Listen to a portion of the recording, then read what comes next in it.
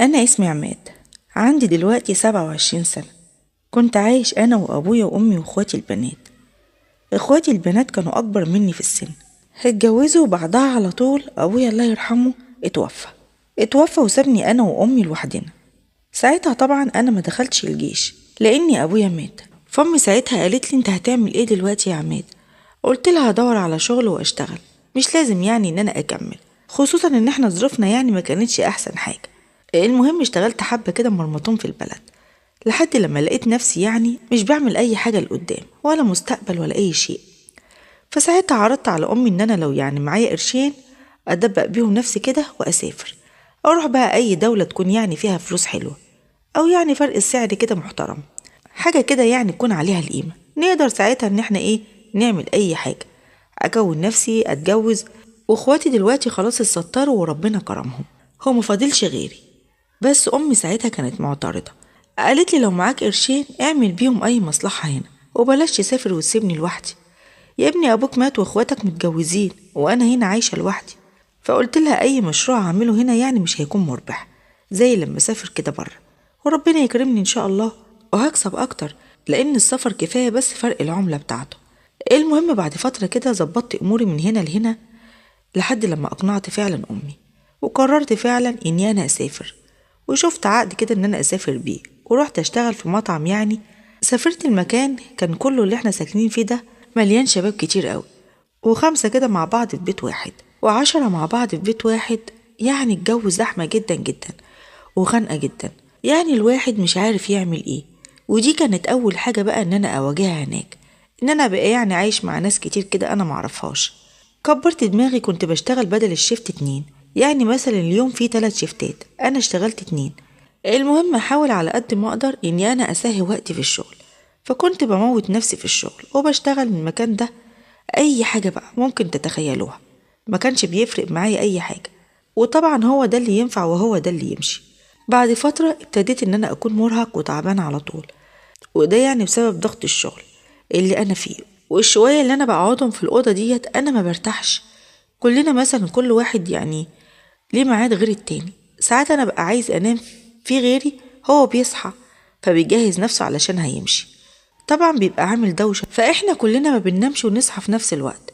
فالموضوع بقى مرة صعب جدا بالنسبة لي، ما بقتش برتاح كويس ولا بنام كويس ولا أي حاجة، حتى الأكل كنت ماسك على نفسي فيه. طبعا كنت عايز أعمل فلوس على قد لما أقدر. ساعتها حسيت فعلا إن كلام أمي كان صح، وإني أنا هموت نفسي كده على الفاضي، وإن أنا يعني مش عايز كده، أنا عايز أجي هنا أنجح ومش عايز حد يتريق عليا خالص. يعني أنا لو رجعت بلدي مثلا دلوقتي هيتريقوا عليا، هتفضل تقولي أنا مش قلتلك ما تسافرش مش عارف إيه وإيه، وأنا طبعا مش عايز كده. المهم من ضغط الشغل، طبعا المكان اللي أنا كنت شغال فيه ده بيجي في ناس كتير شكلها كده راقي جدا، وناس محترمة وناس مستواهم عالي. ففي يوم من كتر التعب أنا أغمى عليا، ما حسيتش بنفسي، يعني صحيت من نومي كده أو من الإغماء اللي أنا كنت فيه، لقيت نفسي على سرير في مستشفى. بفتح عيني كده شوية ولقيت واحدة ست معدية، شكلها كبير في السن، بس هي واخدة بالها من نفسها جدا ومظبطة نفسها، وحاجة يعني آخر أناقة. فبقول لها حضرتك مين يعني وأنا فين وإيه اللي جابني هنا؟ قالت لي أنا كنت عندكم في المطعم ولقيتك أغمى عليك فجبتك هنا، أنا هنا شغالة دكتورة في المستشفى. فساعتها بقوم كده وبفوق وببص حوالين نفسي، لقيت المستشفى دي نضيفة قوي قوي قوي. فبسألها يعني هي المستشفى ديت ايه؟ قالت لي دي مستشفى خاصة يعني تخصصي بفلوس، بس انت ما تقلقش والله انا اللي متكلفة بالعلاج كله بتاعك. فطبعا كنت محرج جدا منها وقلت لها شكرا يا هانم ومش عارف اعمل ايه بصراحة لحضرتك. راحت هي جت سندتني كده وقعدتني وفضلت تدردش معايا شوية. قالت لي انت اسمك ايه؟ قلت لها انا اسمي عماد. فسألتها قلت لها انت اسمك ايه؟ قالت لي انا اسمي نسرين. قلت لها شكرا يا مدام نسرين على تعبك معايا. قالت لي انت بتشتغل ايه في المطعم ده؟ قلت لها انا بشتغل اي حاجه، اي حاجه تجيب قرش وتجيب لي فلوس انا بشتغلها. راحت قايله لي طيب خلاص انا مش عايزاك تشتغل في المطعم ده تاني، انت شاب وشكلك كده هادي وشكلك محترم، والشغل بتاع المطاعم ده يعني ما يليقش بيك. بصراحه يعني فضلت ابص لها كده يعني واقول في نفسي يعني هو الشغل ما يليقش فيا في ايه؟ انا شاب عادي خالص يعني. فقالت لي بص انا هخليك تشتغل معانا هنا وهوفر لك شغل كويس قوي قوي، يعني هتكون هنا معانا في الامن ومش هتتعب بقى ولا تتفرهد من اي حاجه، علشان يعني صحتك وتحافظ على نفسك. ده انت شبه ابني بالظبط الله يرحمه، وانا بصراحة يعني من ساعة ما شفتك وانا برتاح لك قوي. فقلت لها تعيشي وتفتكري يا هانم، بس انا يعني مش عارف ينفع ان انا اشتغل هنا ولا لا. قالت لي هو انت كاتب عقد ولا حاجة؟ قلت لها لا، ده انا اصحابي يعني هم اللي جابوا لي الشغلانة ديت، وانا كنت بفكر بقى ان انا هاجي على عقد وشغل والكلام ده. وانا هناك جيت لقيت الدنيا كده زي ما انت شايفة. راحت قايله لي لا ما تشغلش بالك خالص، وهتشتغل معايا هنا والله هترتاح. قلت لها خلاص ماشي. وساعتها قلت لها طيب والنوم؟ انا هناك يعني كان في مكان بنام فيه يعني مخصص للنوم. قالت لي ما تقلقش برضه، هنا هيبقى في اوضه كده هنا في المستشفى تبقى تنام فيها.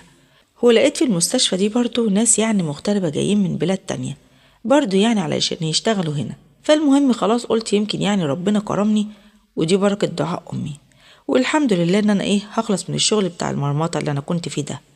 وقلت الدنيا بس ابتسمت لي. اشتغلت فعلا فرد امن، وكان بيجيلنا يعني وجبات اكل حلوه قوي. ده انا كنت شغال في مطعم، ما كنتش باكل الاكل اللي انا باكله في المستشفى ده. المستشفى فيها ناس راقيه جدا وباخد تبس كتير، يعني اي حد لو قدمت له اي مساعده صغيره بلاقي ربنا كرمني. فقلت ده الشغلانه دي فعلا جات لي من السما. لحد لما في يوم كده كنت مخلص شغلي ودخلت علشان اريح شويه في الاوضه.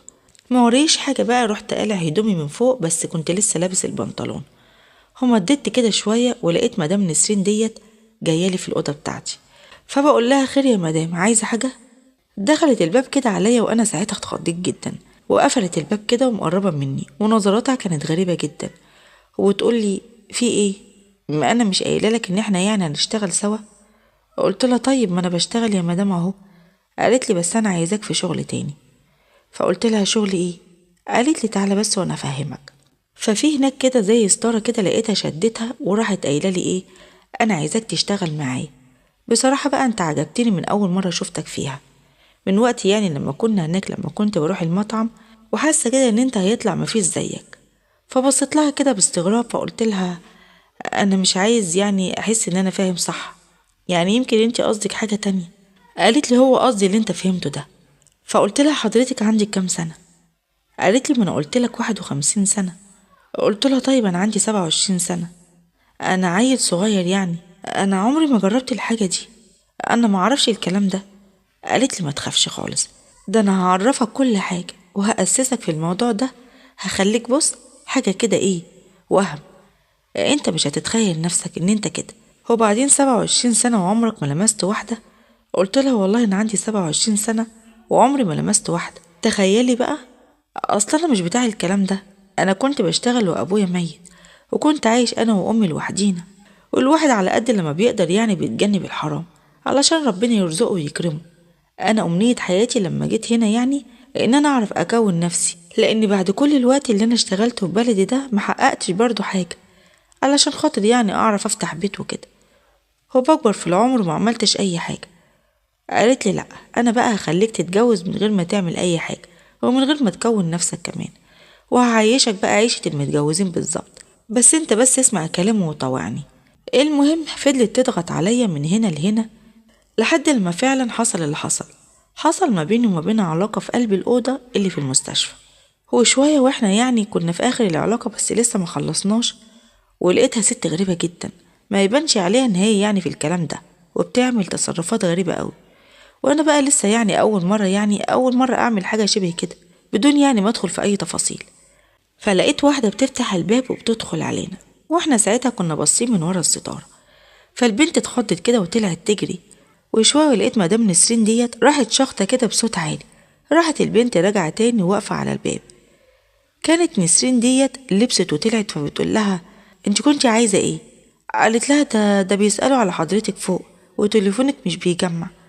قالت لها صح، ما تقوليش اللي انت شفتيني، وانت عارفة لو اتكلمتي برضو. البنت دي ما كانتش من البلد، كانت من بلد تانية زي كده بالظبط. فقالت لها انت عارفة لو قلتي اي حاجة عن اي حاجة انت شفتيها هنا يعني مش عايزة اتكلم. البنت اصلا يعني كانت مرعوبة منها. وراحت نسرين ساعتها قايله لي بصي يا عماد بقى، احنا خلاص انت من بعد كده يعني مش هينفع نتقابل هنا، انا عايزاك تجيلي كل يوم البيت، وبدل يعني ما تنام هنا هتنام عندي في البيت. فانا خلاص يعني الموضوع بالنسبة لي يعني انا خلاص وقعت في الموضوع، يعني كنت مذبذب كده بس يعني انا وافقت. وبقيت اقضي الشغل بتاعي، وبعد كده لما اخلص اروح لها على البيت الاقيها بقى جايبه اكل بقى جاهز وعامله مشروبات حلوه ومظبطه الدنيا، ولابسه ايه ولا لبس العروسه، والمكان عندها يعني حاجه فعلا حاجه عاليه جدا. تحس ان الست ديت يعني بنت ناس، بس انا مش عارف هي بتعمل كده ليه. طبعا انا انبهرت بيها بصراحه، وحسيت فعلا اني انا متجاوب معاها، وحسيت نفسي اني انا في الجنه. والموضوع بقى خلاص خد معايا مجرى تاني خالص. بس تاني مرة لما قابلتها كانت عاملة أكل وكل حاجة، بس كانت لابسة هدوم خروج، ولقيتها بتطلب مني يعني طلب غريب قوي. الطلب ده إن أنا لما أجي أتعامل معاها وكأني يعني بعتدي عليها، يعني أضربها وأشدها من شعرها وأقطع هدومها وأعنفها. فأنا مش فاهم يعني طبعا حاجة، فلقيتها بتقولي اعمل بس كده وأنا هنبسط أكتر. أنا ساعتها ما كنتش مستوعب بصراحة. قالت لي بقولك ايه، اسمع الكلام وخلاص. عارفين ان هي اللي كانت بتروضني، يعني كأني حد بيتمرن وهي اللي عمالة بتروضني اعمل ايه وما اعملش ايه، خلي كده سوي كده. انا كنت ميح خالص. فالمهم بقيت فعلا انفذ اللي هي بتطلبه مني علشان هي تبقى مبسوطة اكتر مني. وابتدت ان هي كل مرة تديني فلوس بقى، يعني كان معايا فلوس بقى ايه كتير جدا اللي انا بشتغل بيها. فساعتها بقيت ابعت الفلوس دي لامي، علشان طبعا انا كنت عايز احسس امي ان انا كنت على حق، ان انا تعبت من شغلي في بلدي فقررت ان انا اسافر، علشان انا كان عندي حق وكده، ومش عايز حد ان هو يشمت فيا ولا حتى امي. مرة على مرة لقيتها كل المرات اللي انا بقابلها في البيت عندها بتخليني اعمل نفس الحاجة. بقى خلاص عندها حاجة مستمرة ان العلاقة تبقى بالشكل ده، صويت وضرب، وتتعامل معايا كأني فعلا يعني وانت بتعمل ايه فيا وبتعمل كده ليه، حرام عليك، سيبني سيبني سيبني، في ايه؟ فانا ساعتها ما بقيتش فاهم حاجة، يعني هو متبرجل شوية. ولقيت الست دي عندها حاجات، يعني حاجات شكلها غريب جدا، يعني حاجات بتتعامل بيها مع نفسها. فانا مش فاهم هو في ايه، الست دي مريضة شكلها كده يعني مش مظبوط. بعد ما خلاص بقى بعد فترة كده وانا وهي مع بعض اكتشفتها بقى كل مرة بتكتشف حاجة فيها، فحسيت ان الست دي مريضة في الحاجات دي وما هياش طبيعية ابدا، مستحيل تبقى بتتعامل بالطريقة ديت بشكل طبيعي. دي كده انسانة شاذة، خصوصا لما لقيتها طلبت مني ان انا اعمل معاها الحاجة اصلا اللي هي متحرمة على المتجوزين، وبتقولي يعني مالكش دعوة. بس انا ببقى يعني مبسوطة كده، يعني هي غالبا بتحب كل الحاجات الشاذة والغريبة، والمختلفة. فانا تعبت وبصراحة قرفت من نفسي قوي، وبقت الفلوس اللي هي بتديها لي ديت ملهاش عندي اي قيمة. والانبهار اللي انا كنت حاسس بيه في بداية العلاقة ديت، زي ما بيقولوا كده حلاوة البدايات، خلاص راحت من عندي.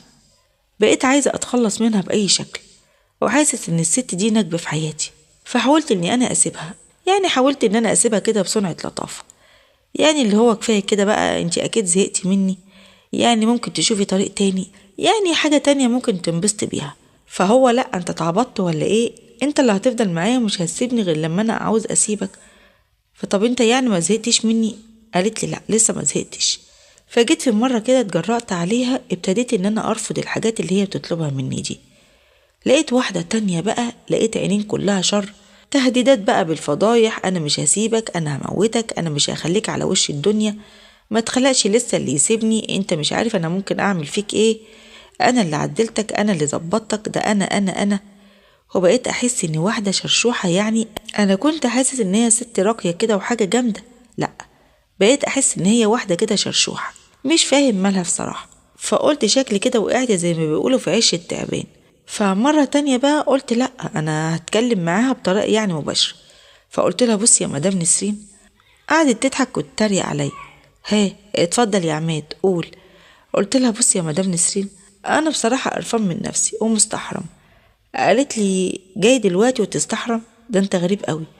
قلت لها معلش يا ستي خديني على قد عقلي، انا دلوقتي مستحرم اللي بيني وبينك ده، يعني احنا بنعمل كل حاجة وحشة في الدنيا.